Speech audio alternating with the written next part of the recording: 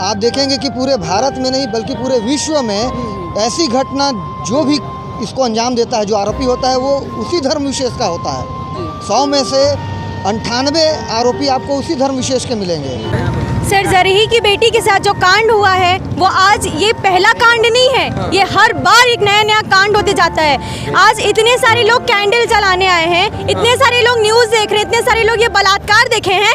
कल दूसरे दिन एक नमूना फिर पैदा होगा। मैं चाहती हूँ कि सरकार उन्हें बीच चौराहे में लटका कर काट डाले, मार डाले, और ऐसा नमूना पैदा होता है तो उसको वही सज़ा दी जाए, जो मतलब ऐसी सज़ा दी जाए उसको कि दोबारा वो ऐसे कांड ना करे, क्योंकि मैं भी किसी की बेटी हूँ, मैं भी किसी की बहन हूँ। एक धर्म विशेष के द्वारा इस टाइप का जो कृत्य किया गया, इस प्रकार का जो कृत्य किया गया है, हम उन लोगों को आगाह करना चाहते हैं कि ऐसा साहस आगे से ना करें। इम्प्रेसी के हत्यारों को फांसी दो, फांसी दो, ये जो आवाज़ है पूरे प्रदेश में गूंज रही है, लेकिन अभी तक सेंट्रल से कोई भी न तो मिनिस्टर आए हैं और ना ही कमान है सरकार के, वो लोग आए हैं।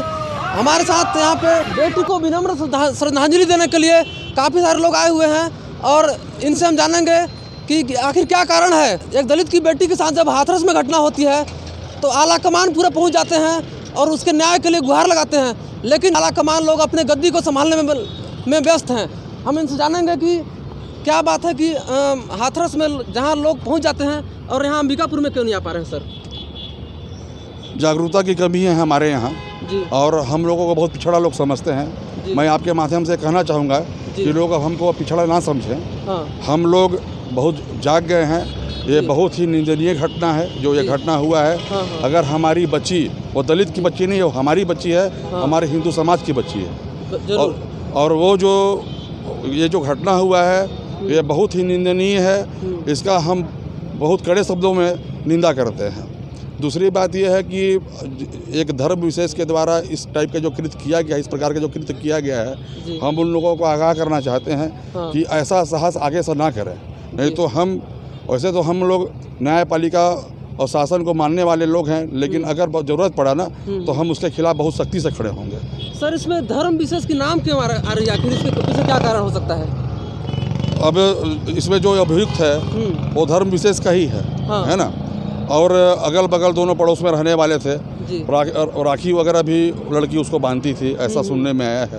तो इस प्रकार का कार्य करना जहाँ पर भाई बहन वाला रिश्ता है, ये बहुत ही अपमानजनक और निंदनीय है। जैसे कि एक दलित हाथरस की आपने घटना जो सुनी होगी, उनके साथ जब इस टाइप का कृत्य होता है तो राहुल गांधी, प्रियंका गांधी लोग भी वहाँ पे जाते हैं जी। लेकिन ये भी उससे भी कहीं बड़ी घटना है, लेकिन फिर भी वो लोग, कोई भी बड़े यहाँ पे मंत्री लोग नहीं आ रहे हैं, तो इसके पीछे क्या कारण हो सकता है?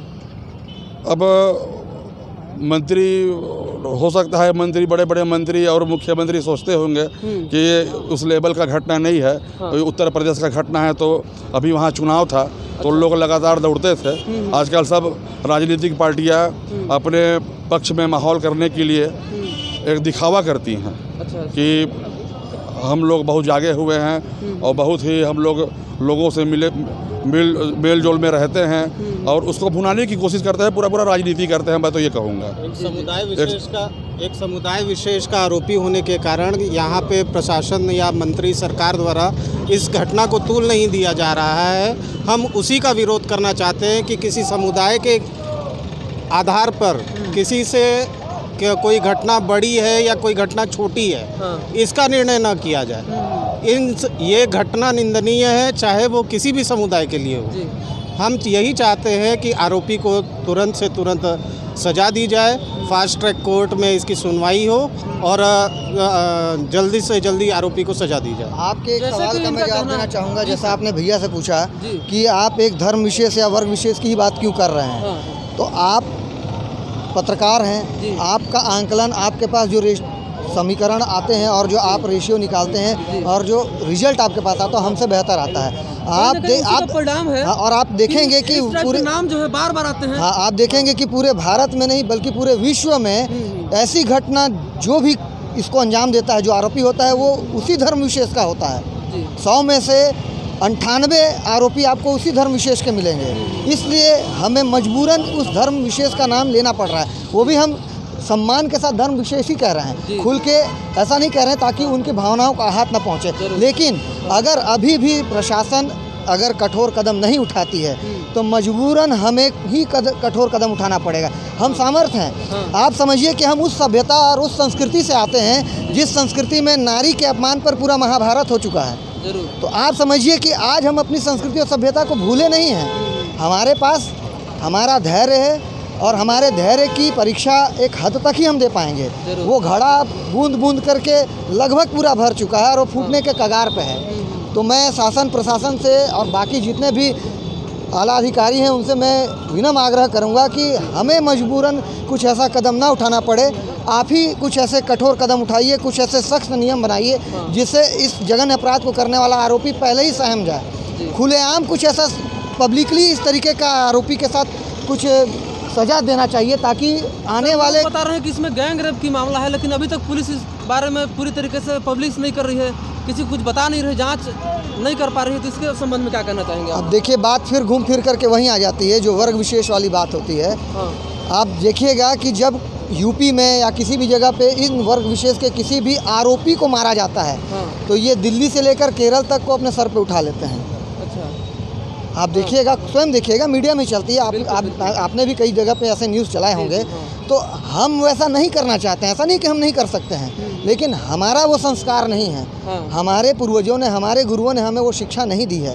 वक्त आने पे हम उनसे भी ज़्यादा जघन्य और विभत्स कार्य करने के लिए मजबूर हो सकते हैं, लेकिन बात वही है कि हम वो संस्कार के चक्कर में बंधे हुए। वक्त बता देंगे तुझे वो आसमां, वक्त बता देंगे तुझे वो आसमां, हम अभी से क्या बताएं क्या हमारे दिल में है। कहीं ना कहीं यही लफ्ज़ आपके ऊपर। वक्त आने पर बता देंगे तुझे ए आसमां, हम अभी से क्या बताएं क्या हमारे दिल में है। सरफरोशी की तमन्ना अब हमारे दिल में है, देखना है जोर कितना बाजुए कातिल में।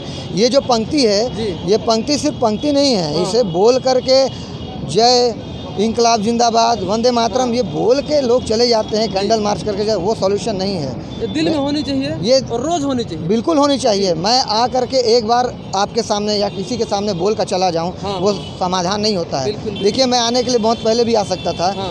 हम विश्व हिंदू परिषद अंबिकापुर परिवार की तरफ से हैं। हम यहाँ पे मिल करके, हम कैंडल नहीं, हम दीप प्रज्वलन करते हैं। हम अपनी सभ्यता और संस्कृति को ले करके चलते हैं। मोमबत्ती हमारे कार्य क्षेत्र में या हमारे धर्म संस्कृति की उपज नहीं है, ना ही उसका कोई योगदान है। मोमबत्ती से कोई लेना देना नहीं है। दीप प्रज्वलन इसलिए किया जाता है कि दीप हमारे समाज में अंधकार को दूर भगाने का एक प्रतीक है। बिल्कुल बिल्कुल। तो वो हर जगह पे ज्ञान का प्रतीक है, ज्ञान का प्रतीक है, जागरूक बिल्कुल। तो ये दीप प्रज्वलन इसलिए हम करते हैं ताकि समाज में ये संदेश पहुँचे कि दीप प्रज्वलन क्यों किया जा रहा है, दीप की महत्वता क्या है।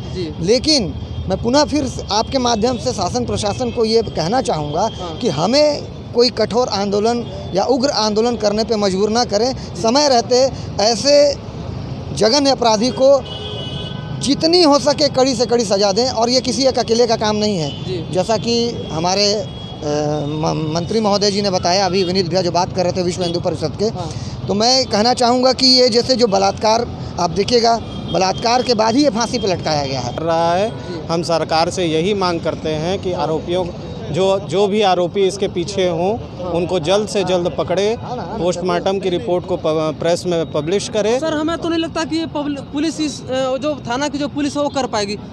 हमारा प्रशासन से मांग है कि इस मामले में SIT की गठन करे और इस पर कड़ी से कड़ी संज्ञान लेते हुए कार्रवाई करवाए। और भी लोगों को समझानेंगे। सर, आप कुछ बोलना चाहेंगे इस मामले में? ये जघन्य अपराध है, इसमें कड़ी से कड़ी और फास्ट ट्रैक कोर्ट के तहत जल्द से जल्द सुनवाई करते हुए फांसी की सज़ा न्यायाधीश महोदय के माध्यम से होनी चाहिए। नहीं, देखिए यहाँ पे विलम्ब का देखिए, योगी आदित्यनाथ को याद करने लगते हैं इस नहीं, योगी आदित्यनाथ को याद करने लगते हैं। कहीं ना कहीं से देखिए कि अगर इस टाइप का मान लीजिए कि हाथरस जैसी घटना हुई, हाथरस जैसी घटनाओं में नेता मंत्री से लेकर के बड़े बड़े लोगों का इन्वॉल्वमेंट रहा और लोगों ने स्टेप उठाया, और यहाँ पे अगर लोग आज नेता मिनिस्टर शांति बना करके बैठे हैं तो कहीं ना कहीं से शासन प्रशासन में कमियां हैं। और शासन प्रशासन की इन्हीं कमियों की वजह से आज यहाँ पे एकदम शांतिपूर्ण माहौल और वातावरण बना हुआ है। और इस घटना के बारे में तो देखिए, बस मैं इतना ही कहना चाहूँगा कि ये हमारे समाज में ये इतनी निंदनीय और शर्मसार घटना है कि जो पूरे समाज को आज शर्मसार कर चुकी है। और बाबर खान जैसे मतलब गंदी नाली के कीड़े कहा जाए, जघन्य अपराधी कहा जाए, ऐसे लोगों को समाज में जीने का कोई अधिकार नहीं है। और मैं शासन प्रशासन से मैं यही गुजारिश करूंगा कि जल्द से जल्द, हाँ नहीं, जनता के सुपुर्द तो बात का मैटर हुआ, सबसे पहले जल्द से जल्द कार्रवाई करके और बाबा खान के खिलाफ़ कार्रवाई करके इस मुकदमे को फास्ट ट्रैक कोर्ट में चला करके और जल्द से जल्द उसको फांसी की सज़ा सुनाई जाए। अगर न्यायालय ये सब करने में अगर सक्षम नहीं है तो फिर न्याय जनता पे छोड़े। और जैसा कि अभी आपने बताया कि आरोपी ने स्वयं कबूला है कि उसने बलात्कार किया और फिर उसे मारा है, तो फिर प्रशासन को या पुलिस विभाग को और किस चीज़ का इंतजार है? इतना विलम्ब क्यों होता है? हाँ वही, फिर और किस चीज़ का इंतजार है? अगर समय पे नहीं हुआ तो इतना उग्र आंदोलन हो सकता है जिसकी कल्पना शासन ने नहीं की है। अभी तक एक वर्ग विशेष का ही उन्होंने आंदोलन देखा है। वो मजबूर ना करें कि हम भी उस राह पे चलें या हम अपनी राह खुद बनाते हैं। हमारा सभ्यता संस्कृति ये है, अपो दीपो भव, गौतम बुद्ध कह के गए हैं। तो वो मजबूर ना करें कि अपो दीपो भव एक मशाल का रूप ले ले।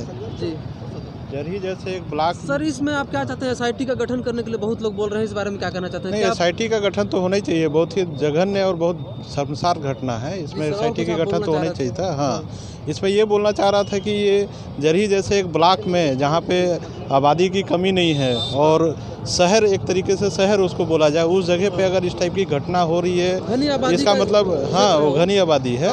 ये उस जगह पे अगर इस टाइप की घटना हो रही है, इसका मतलब ये है कि पुलिस प्रशासन वहाँ की कमज़ोर है, शासकीय प्रशासन कमज़ोर है, पूरी कमज़ोर व्यवस्था है। और ये यहीं सिर्फ जरही से नहीं, ये रायपुर से कमज़ोर रही है, पूरी पुलिस प्रशासन चल रही है, तब इस टाइप की घटनाएं हर जगह हो रही है।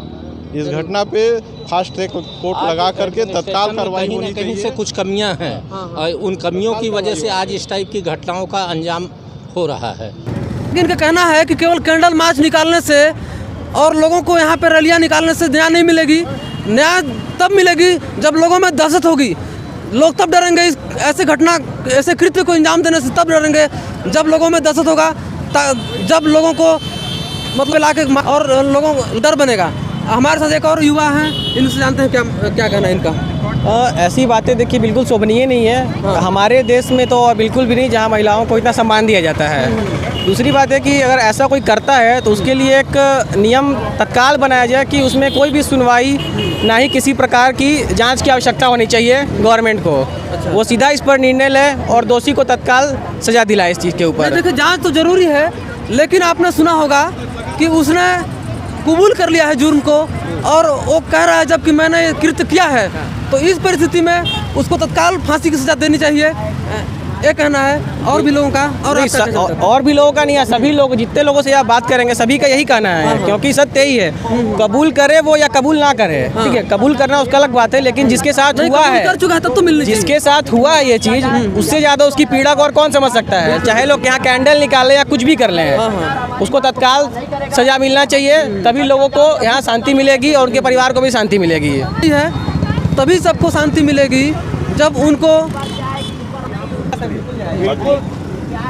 सरकार को जगाना हर हिंदू का काम है, नहीं तो आने वाले घर में कोई भी बेजुबान सुरक्षित नहीं है। ये स्थिति बन रही है देश में। हमारे साथ अंबिकापुर से वरिष्ठ लोग भी आए हुए हैं इस मतलब कि कैंडल मार्च के साथ में। और क्या कहना है सर इस मामले में आपका? मैं इस मामले में कह रहा हूं कि जिस भी बहन या बेटी के साथ या दुष्कर्म और यह वारदात हुई है, उसकी हत्या की गई है, उस हत्यारे को खुलेआम चौक पे फांसी की सजा दी जानी चाहिए। और आगे ऐसा कोई कांड न करे, कोई ऐसा कोई कानून बनाना चाहिए। इनका कहना है ऐसा कानून बनाना चाहिए और उसको, उस दुष्कर्मी को, उस हत्यारे को बीच चौराहे में फांसी की सजा देनी चाहिए और या तो फिर उसको गोली मार देना चाहिए। बहुत से लोगों का कहना है। हम तो यही सरकार से मांग करेंगे कि उस अपराधी को या तो पब्लिक के हवाले किया जाए, नहीं तो उसको कड़ी से कड़ी सजा, फांसी की सजा की हम मांग करते हैं। तभी दहशत बनेगी लोगों में, तभी लोग समझेंगे। नहीं तो आने वाला समय सभी के लिए खतरनाक है। बिल्कुल, जैसे कि इनका कहना है तभी दहशत बनेगी। केवल न्यूज़ चलाने से और न्यूज़ कैंडल चलाने मार्च और निकालने से कैंडल नहीं- जलाने से कुछ नहीं होगा। सरकार को इन चीजों पे तत्काल निर्णय लेना चाहिए। इसके लिए कानून और एक- बनाना चाहिए। और एक- काफी मुहिम चल रही है बहुत दिनों से, लेकिन इस पे ये कानून कोई नहीं बन पहला पाई। कांड नहीं है, हाँ। ये कोई पहला कांड नहीं है। ये सिलसिला रुक नहीं रहा, इसका कारण है कि इस पे कड़ी कानून नहीं बन पाई है अभी तक। सरकार सिर्फ एक जांच का भी जांच बैठा देती है, हाँ। और जांच करने के बाद वो मामला कुछ दिनों बाद टाइम फिक्स हो जाता है और ठंडे बस्ते में चले जाता है, लोगों का ध्यान हट जाता है। निर्भया हत्याकांड जो रेप कांड था उसमें भी कितना समय लग गया भैया क्योंकि कानून एक कांड पे कानून मत मजबूत है। जाइए सर, हाँ। यहाँ लाखों कांड हो चुके हैं। कांड तो रोज हो रहे हैं सर, लेकिन तो जो नेशनल मुद्दा बन चुका है उसमें भी इतना देरी हो जाता है कि कारण क्या है कि कानून इस तरह से कड़ी कानून नहीं बन पाई। सरकार को इस पे तत्काल कोई न कोई निर्णय लेना चाहिए, हमारी मांग है सरकार से। जी बिल्कुल। नहीं तो आने वाला समय बहुत ही खतरनाक है, घर से बहन बेटियों का निकलना मुश्किल हो जाएगा। बिल्कुल सही बात है।